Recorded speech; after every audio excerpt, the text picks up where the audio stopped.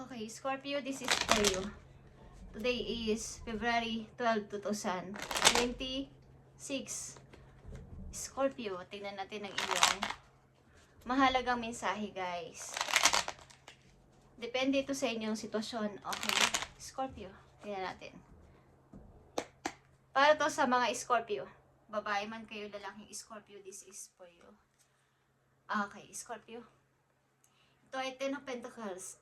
Kung saan ka man lugar nandoon sa ngayon is nagkalat ang opportunity. Guys, okay, Scorpio. Maraming opportunity o maraming pwedeng maging chance sa career mo, sa trabaho mo. At marami ding nag-aalok sa iyo ng tulong, ng help. Kung hindi pa to nangyayari sa iyo is, isa sa mga araw na to, mula sa araw na to ay may mga mag-aalok sa iyo ng opportunity. At pwede din na kapag ito'y about sa pag-ibig, sa inyong lugar, o sa inyong pinagtatrabahuhan, sa inyong place, kung saan man kayong bansa andon is, may taong interesado sa'yo na may money. Okay, at tanggap ka. Okay, may kasama ka dito, maybe anak o may anak ka. Okay, may anak kang kasama o ito ay hindi mo man kasama is meron kang anak na kasama sa buhay at tanggap ka ng person na to, kahit ano pa ang pinagdaanan mo sa buhay. Okay. At maaaring ang tao na to ay mahilig sa mga hayop, tulad ng aso, pusa. Okay. At maaaring ilan sa inyo ay mayroong makikipag-reunite again na ama o ina ng inyong mga anak. Okay. At gusto ulit makipagkasundo sa inyo. Ito ay something reunion or events. Okay. Ito ay kung trabaho ito, Scorpio, titingnan natin to. But ito ay pang long term. Pang matagalan. Hindi to basta-basta kontrata lang. Ito ay pang matagalan na natrabaho at aalokin ka na. Parang doon ka na magtatagal. At maayos ito. Maganda itong mangyayari sa buhay mo hanggang ito ay pagtanda mo na. Okay? So, tingnan natin ang message for you, Scorpio. Nakikita nitong 7 of Pentacles. Ikaw kasi ay isang taong palatrabaho, workaholic, ang mga Scorpio na nandito. At paunti-unti, nakakapag-ipon ka na at nakikita mo na yung, nakikita mo na yung pinagpaguran mo na nakakaipon ka na. Nakakapag-ipon ka na sa bangko, sa bahay man yan o sa bangko, is meron kang ipon. Okay, at tinitingnan mo ang ipon mo kung paano mo to i-manage, paano mo ba to pagpaplanuhan, something na mayroon kang plano in the near future para sa iyong sarili, o kung may anak ka para sa iyong mga anak, kasama ang iyong mga anak sa plano mo na to, okay? Scorpio. At maaaring may nakakapansin ng iyong palatrabahong tao, masikap sa buhay at masipag. At mayroong nagkaka-interest sa iyong serbisyo. Okay. At maaaring kwento sa pag-ibig. Maaaring nakakatagpo ka o nakatagpo ka ng person na nagkakagusto sa iyo na may money. Okay. Maaaring may magandang buhay. Maaaring ito ay retirado na tao. Okay. At wala naman siyang pamilya na at gusto kanyang makasama habang buhay. Okay. Scorpio, tingnan natin ang iyong message. Mga paparating pang message ayon dito sa iyong unang mensahe na 7 of Pentacles. Scorpio.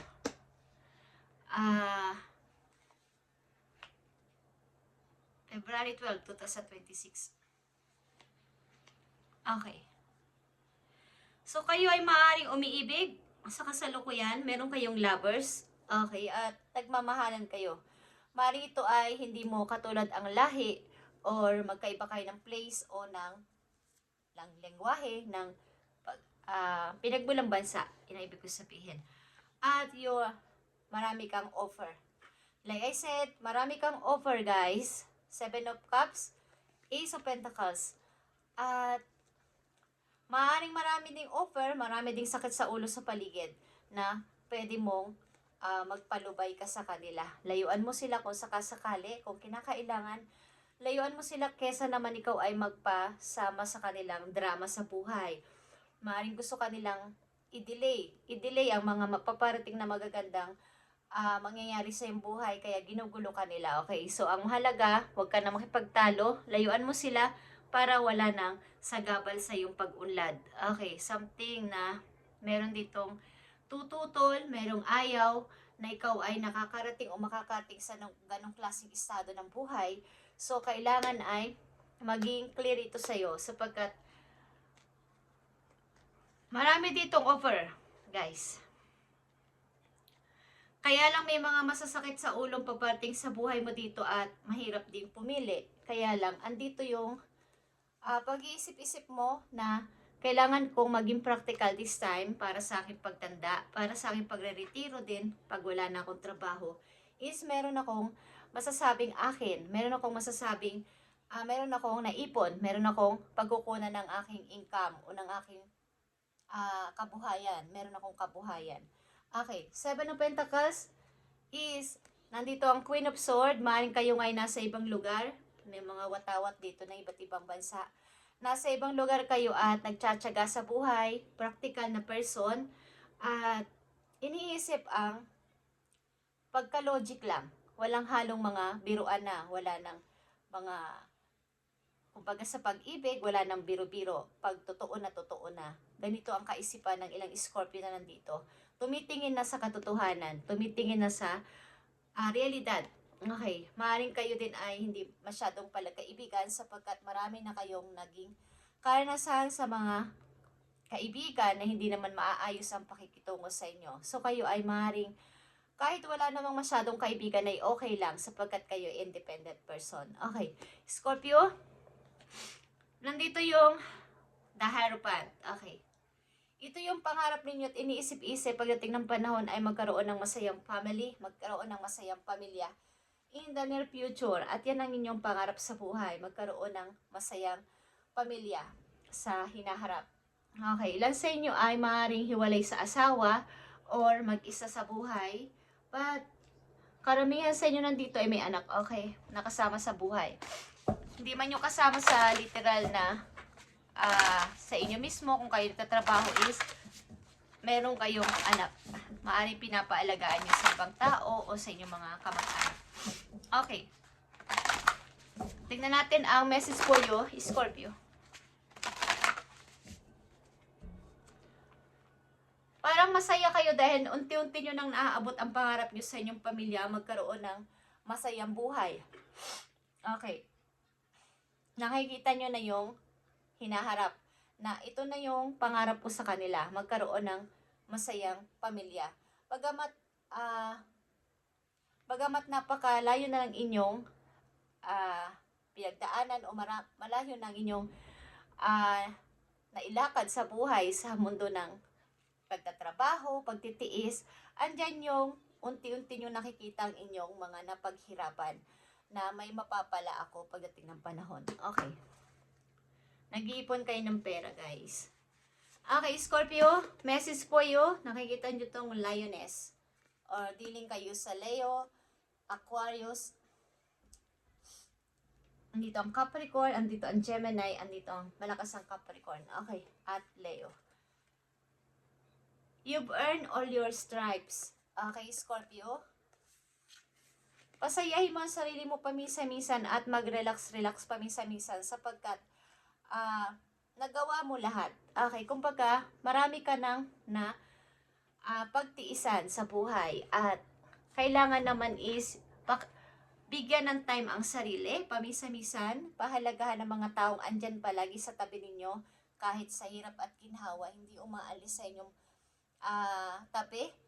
Ito na lang yung tingnan ninyo sa ngayon, yung focus on the here and now. Huwag na yung past, huwag na yung nakaraan, huwag na yung sakit sa nakaraan, mga nagpahirap sa nakaraan, is itaboy nyo na yan sa inyong buhay at mag-cleansing at harapin ang sa ngayon at kung sino ang nasa tabi ninyo. Okay, guys? Scorpio, unti-unti mo nang natutupad ang iyong pangarap at nilalapitan ka ng swerte, lalo na ngayon 2026. Maraming offer na mag-a-appear sa iyong landas. Okay, simula sa araw na to. At huwag kang magmadaling pumili. Pag-isipan mo mabuti para hindi ka magkaroon ng mistake o pagkakamali. Huwag kang magmadali. At huwag kang magpasiro sa mga matatamis na words. Tingnan mo ang mga napagdaanan mo dati. Ano ba? Saan ba ako nagkamali sa aking pagpili para hindi ka na muling magsisi. Okay, ang nakikita ko dito, practical na pagdidesisyon, practical na pamimili, guys. Okay, kahit na ito ay mahal nyo pa, at ang ilan sa inyo dito, bagamat mayroon ng kasintahan, meron pa rin nag-o-offer sa inyo ng love. Meron pa rin nagpaparamdam ng love. Lalaki man kayo o babaeng Scorpio. Okay, paparating pang message po yun. Simula sa ano to, Scorpio.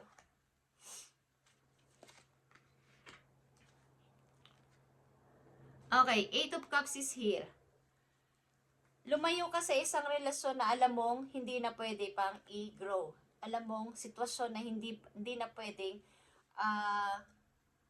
i-survive pa. Okay, ito ay problemang pamilya. At iniisip mo na lang ang hinaharap. Something dito ay may mga offer talaga dito ng pag-ibig, guys, at kailangan mo tong piliing mabuti. Lumalabas ulit ang 7 of Cups dito. At ito ay pag-ibig. Pag-ibig ito. May mga mag-o-offer ng love sa'yo, guys. Okay? Scorpio, may mga mag-offer ng love. So, ito ay pakaramdaman mong mabuti. Okay? At huwag magmadaling pumili. Pag-isipan, pakaramdaman, at i-review kung saan ka nagkamali. Okay? Yan ang advice sa inyo. At papatang pang message sa'yo, andito ang King of Wands. Okay. Isang person itong negosyante, guys. Isa itong person na may magandang mata. Okay? Ito ay misteryosong tao. Okay? Babae man lalaki. Ito ay Aries Leo energy, guys. Maaaring may taong tumitingin sa iyo sa malayo at humahanga sa iyong kagandahan, kapugian, okay, sa iyong kagalingan sa pagtatrabaho, may dedication sa buhay. Hinahangaan ka ng person na to, pero ito ay hindi makalapit-lapit sa iyo. Tumitingin lang siya at nagmamasid-masid sa iyo. Tinitingnan ka man niya sa iyong profile o sa literal is tinitingnan ka nito sa malayo. Okay, Scorpio. Ito ay misteryosong person, hindi ito pala salita pero napakaganda ng mahuhulog ka sa kanya sapagkat ito ay attractive na tao. Okay, na energy din. Okay, ito ay provider na person, businessman, businesswoman ito ang character niya. Okay, guys? At nandito ang 10 of Swords. Andito yung darating ang time dito na kayo ay mayroong mga pagtitiisan, kaya kayo ay maging handa. Sa pagsubok na to, maaaring may mga tao din na pwede sa inyong magbigay ng problema. So kayo ay maging handa dito, magbigay ng mga pasakit. At October ito, maaaring ito ay lalakas hanggang October. Mayroong mga taong pwede sa inyong magtaksil, pwede sa inyong magpalubog. Okay, hindi kayo magkakaroon kayo ng overthink. Babalik ulit yung dating nangyari sa inyo. Kaya kayo ay mag-observe sa paligid kung ano ang pwede ninyong hindi mga patulang tao. Kaya sabi ko kayo na sa inyo, umiwas kayo sa mga madadramag tao at guguluhin kayo ng mga to. Hindi kayo papayagang maiba ang inyong estado sa buhay. Okay. Tingnan natin ang message pa po o advice. Kaya ang inyong tingnan sa ngayon ay ang ngayon, huwag nang balikan ang nakaraan. Kung may tao sa inyong bumabalik galing sa nakaraan at ito ay ang inyong mga ex na nanira o nagpasakit sa inyong kalooban, nang iwan sa inyo ay pakiramdaman ninyo yung sarili kung gusto nyo pang bumalik sa tao na yon na nanakit sa inyo. Okay? Nagtaksil sa inyo. At tingnan ninyo kung ano mangyayari, baka hindi na kayo ulit hindi na dumating ulit ang mga chances na to, lalo na kung kayo nasa edad na. Okay. Tingnan natin ang advice sa'yo na maaaring may kinalaman dito sa inyong sitwasyon. Scorpio. Okay, Scorpio. If you find yourself stuck in a situation you are unhappy with, ask yourself You are still there. It is fear of unknown. Leaving toxic situation or people can be the best thing you could do for your soul and your spirit. Beepers. Okay. So ito yung payo. Nandito na ang sagot sa inyong mga tanong sa isip ninyo. Okay. Kung hindi pa ito nangyayari sa inyo, mangyayari ito sa inyo guys. So inyo ang pakaramdaman ang inyong sitwasyon. At kung hindi ka na happy o alam mong toxic ng paligid, layuan mo na sila ng napakadali lang, naturally, na paglayo sapagkat hindi ito magdudulot na maganda sa iyong buhay at sa iyong kinabukasan. Pag alam mong hindi ka na happy sa sitwasyon na yon, okay, kapag alam mong hindi ka na happy sa sitwasyon na yon at inilulog mo ka na ng sitwasyon na yon, toxic na mga tao na yon, pamilya man yan o asawa nyo or what is, kung may chance naman na dumarating sa inyo, wag na kayo magpatumpik-tumpik pa at layasan nyo na sila. Tanungin mo ang sarili mo kung takot ba ako umalis dito para sa wala. Okay. So kung mananatili ka doon para sa wala mong sinasabi, ano pa yung pwedeng maganap sa iyo kapag ikaw ay nag-try na lumabas doon sa sitwasyon na yon? Okay. Parang wala yung pinagkaiba, pero meron. Sa isip mo walang pinagkaiba kung aalis ka nang walang-wala ka o hindi mo alam ang next step mo. Pero may chance na mabago ang buhay mo. Okay, kung itatry mo. Kesa doon ka mag-stuck sa talagang walang-wala ng pag-asa. Okay guys, yun ang sagot doon. So leaving toxic situation or people can be the best thing you could do for your soul. Ingatan mo ang iyong soul at ang iyong kalayaan.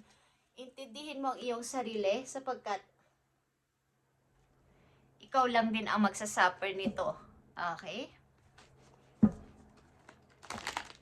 So, ilan sa inyo yung nakatakas sa sitwasyon na to? Ang ilan sa inyo ay paparoon pa lang. Kaya pag ganito ang inyong sitwasyon at malit na percent dito ay ganito ang inyong sitwasyon, maaring itong mga sinasabi ko sa ngayon ay paparating sa inyo ay mayroon na kayong idea how nyo itong malalabasan o malulusutan. Okay. Message po you, Scorpio. Paparating na isang message na mahalaga para sa iyo na may kaugnayan dito sa huling message ng King of Wands and Ten of Swords. Mahalagang message po you, Scorpio. Thank you, Spirit. Okay. Nakikita nyo tong awakening. May kinalaman to sa King of Wands and Ten of Swords, guys.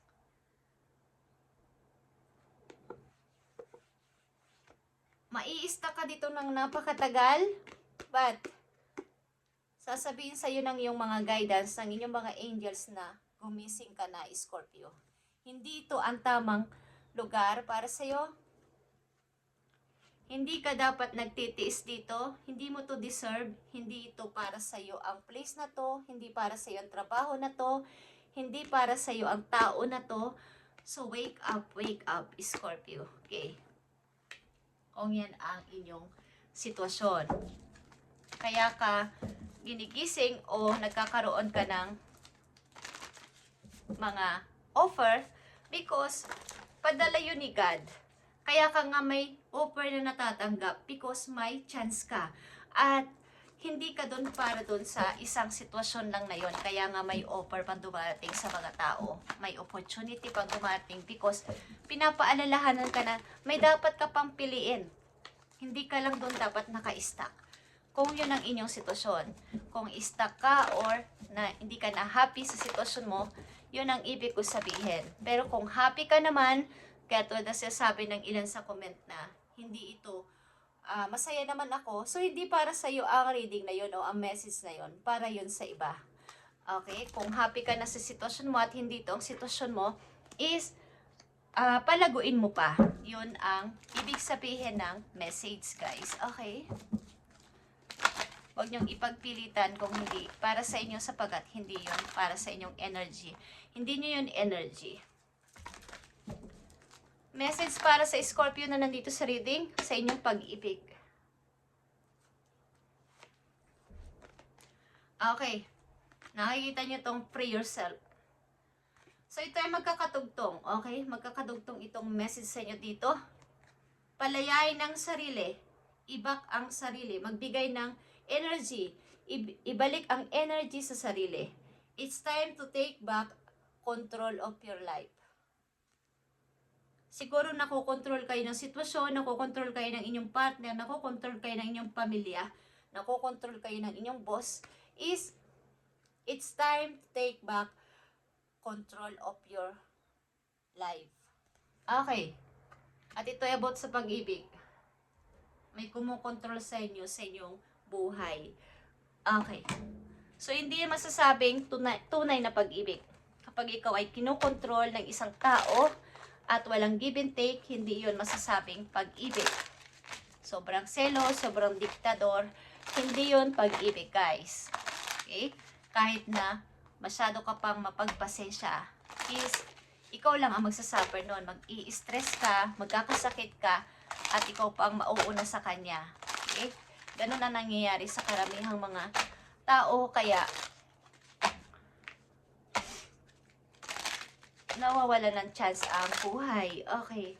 At meron namang pamimilian sana, hindi na nag-try. Okay. Silipin natin ang inyong career, Scorpio. Okay. Andito ang teacher. Scorpio, ikaw ba ay teacher o nagtuturo sa mga bata sa'yo o mga bata mismo, at kahit hindi ka naman totoong teacher. Okay. Yung mga pagtuturo. Yung mga pagko-coaching.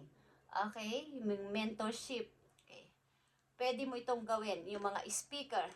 Maaaring kayo ay nagsasalita sa harapan ng tao. Ilan sa inyo nagtuturo at masasabi na rin kayong teacher. Okay, hindi man kayo nag-aral ng pagka-teacher, is nagtuturo kayo, nagsasalita kayo sa harapan ng tao, maaaring nagtuturo kayo din sa mga bata o sa inyong mga kung saan kayo tatrabaho. Mayroon kayong namimit na mga tao na tinuturuan ninyo. Ito yung magpapalago pa sa iyong buhay. Okay? You have the ability to inspire others to unlock their true potential. Maaaring may mga ituturo ka sa kanila para sa pag-unlock ng kanilang mga potential sa buhay na maaaring based din sa iyong experience. Is mabibigyan mo sila ng idea, masisiran mo sila ng iyong mga experience sa buhay na mayroong pagbabagong magaganap o na may nagbagong naganap sa iyo at sa kanila din ay pwede. Okay, Scorpio, thank you and God bless sa inyo lahat, guys, at mag-relax ka pamisa-misan, okay? At marami ka nang nagawa sa iyong buhay, okay? Ang ilan sa inyo ay workaholic, nag-iisip ng para sa kinabukasan, but maraming tao nakatingin sa iyo at may tumitingin sa iyo na ikaw ay napakasmasipag at masikap na tao. At gusto ka ng person na to, ito ay pag-ibig. Okay, is marami ding offers sa paligid. So, wag mo tong sayangin, wag mo tong ipwawalang bahala sapagkat kokonti lang ang mga taong nabibigyan ng mga chance sa ganito. Okay, Scorpio, thank you and God bless.